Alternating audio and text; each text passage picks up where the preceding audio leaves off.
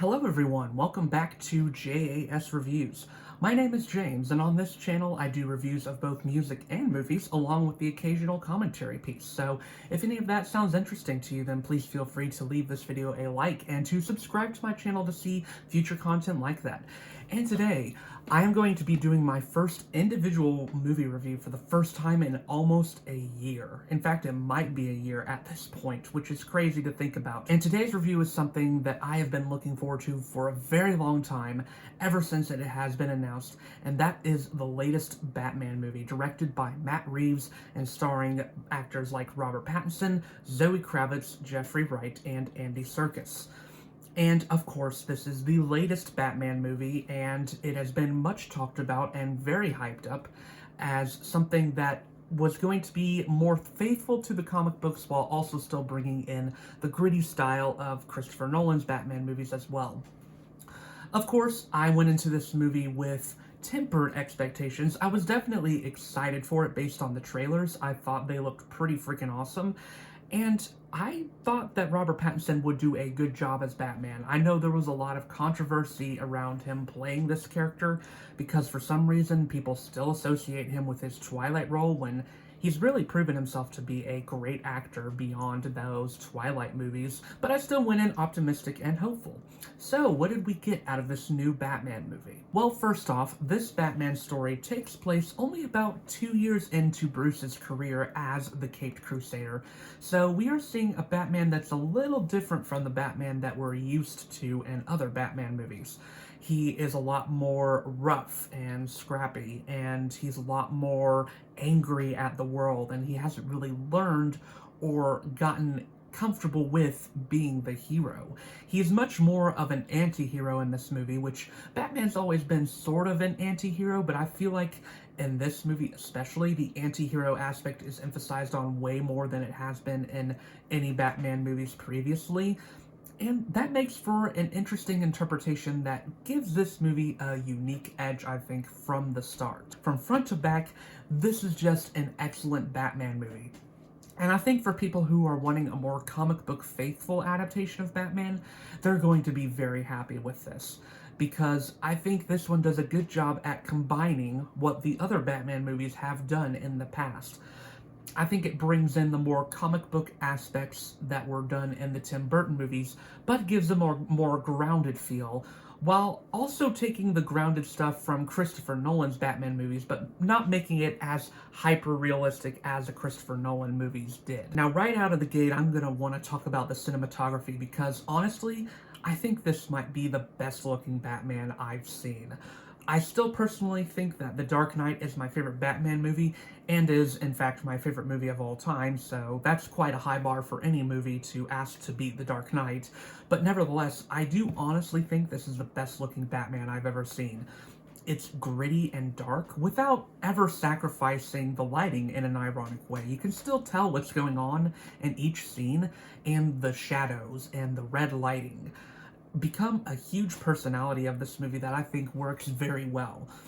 Gotham feels just like its own character in here. And also the score of this movie, I mean, wow, talk about excellent. Michael Giacchino proves once again with this movie that he is one of the best musicians out there and one of the best composers out there in creating stuff that is memorable and instantly latches into your head. The main theme of this movie is something that'll already be memorable to me as one of the best scores of the year. It is just so good. And I think every song here has a purpose in bringing about the mood and feel of this movie and really heightening that in every instance. And, man, I guess next I want to move on to talking about the plot, because this is such an intriguing movie in terms of what it does for Batman. It does something that I think not a lot of other Batman movies have done, and giving him a very different character arc that I think works very well for him. And what's more, this movie does something that I feel like the other Batman movies have not, which is make a detective story. More than anything else, this movie feels like a film noir disguised as a superhero movie, which I always say that superhero movies are they're at their best when they're also wrapped up in another genre. That's why The Dark Knight, for an example, works so well, because it's basically a crime thriller that is also a superhero movie. And I think this movie is a detective noir that also happens to be a superhero movie. And it's interesting to see Batman playing the detective role. In fact, part of his label as a superhero is the world's greatest detective, and we haven't really seen him doing much detective work in previous Batman films if you really think about it. Whereas in this one, that is the emphasis. There are, of course, great action scenes, and I can't go without dismissing the action scenes either, because there's some excellent ones in here. They feel gritty, and they're pretty intense, especially for a PG-13 movie. But actually, it's the mystery in this movie that is the emphasis, which I really enjoyed. There's a lot of time spent in this movie with Batman working with Jim Gordon, and them sort of solving mysteries together in almost a buddy cop-like way, which is very intriguing for this movie. It makes for Batman and Jim Gordon having a very unique chemistry in this film that I don't think they've really had in the other films. Their relationship is heavily emphasized on in here, and I think it works well in that regard. And speaking of the Riddler, let's just go ahead and talk about him, because man, it was so much fun getting to have him as the main villain in this movie. You don't get to see the Riddler too often just taking control of a Batman movie, and it was great here. For as much as Jim Carrey's Riddler is just so delightfully cartoony, ultimately Paul Dano's Riddler is the one that I would prefer if you were to ask me, because man, is this character just absolutely unsettling. He really delivers in his performance. Paul Dano is a great actor in general, heavily underrated in my opinion, and he gives a performance here that just sends chills up the spine.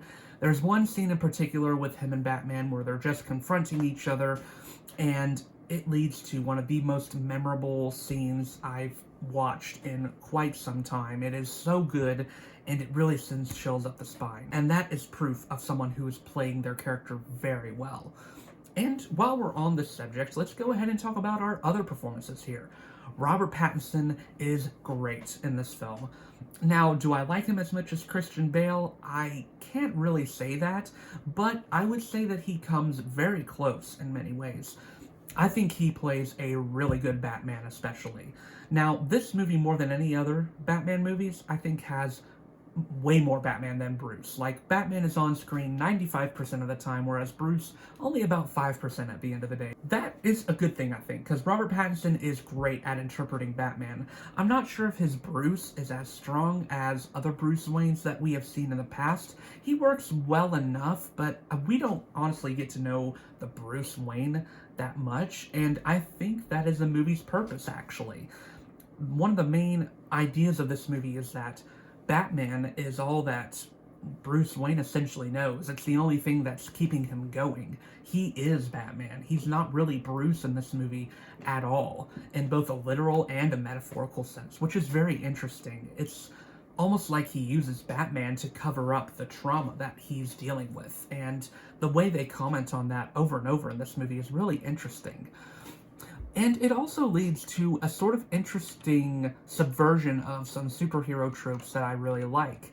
And I think it almost tears down Batman in some ways, showing what he is supposed to be versus what we actually think of him as.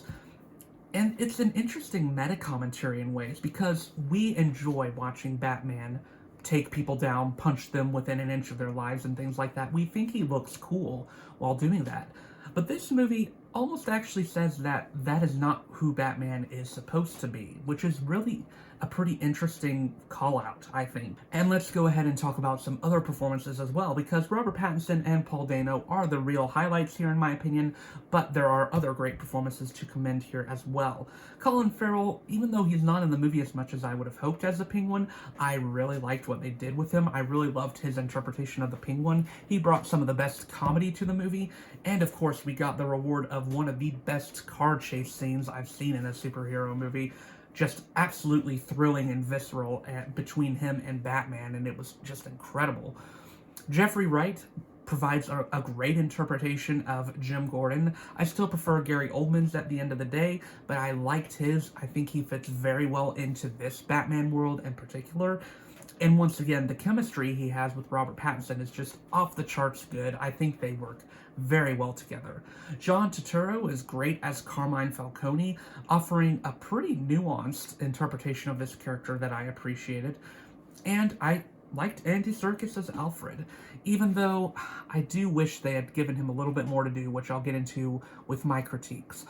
Zoe Kravitz was also great as Catwoman. In fact, that really rounds out of making all the main lead performances here great. Now, as far as my critiques go for this movie, I honestly do not have that many. I really enjoyed this movie a lot. The one main thing I wish the movie had done a little more was give a little bit more of the relationship between Bruce and Alfred. Now, I understand that that wasn't really the movie's intent, but I always think that the heart of any Batman story is when they talk about the relationship between Bruce and Alfred, the father-son-like relationship that is there. And it seems like they're trying to get to that point at a certain part of this movie, but they ultimately never really get entirely there for me. The only other criticism I would have is that there are a couple of points in this movie where I feel like maybe they could have cut some things out to make it go on a little shorter, or there are points that the plot lags a little bit. But for a movie that's almost 3 hours long, I was hardly ever bored. And ultimately, there isn't too much that I would take out. There's just a couple points where maybe they could have gotten to the point a little bit quicker, I think. But still, at the end of the day, I do not have many problems with this film at all. Now, is this as good as any of the 3 Christopher Nolan movies? I can't really say for sure yet, as I have only recently seen it, and I know my recency bias might make me put it above certain movies.